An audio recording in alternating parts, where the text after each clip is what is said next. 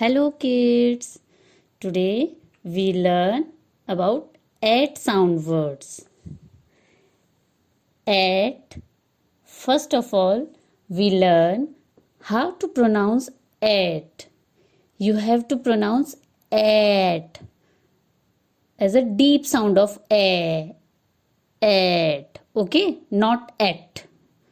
So let's start how to make 8 sound words to add one letter before at. Okay? Okay. See, we have at, but you have to add C before this at. So it becomes cat. C-A-T, cat. Okay? At. Before at, we add B. B-A-T, bat. Okay?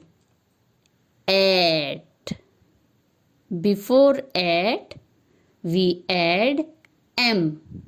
It becomes M-A-T, mat. Once again, we have at. At. Before at, we add H. Now it becomes H-A-T, hat. Once again I have at and we add R before this at. It becomes R-A-T, rat. At. We add F before this at. It becomes F-A-T, fat. Now we revise what I learned. C-A-T, cat. B-A-T, bat. M-A-T, mat. H-A-T, hat. R-A-T, rat. F-A-T, fat.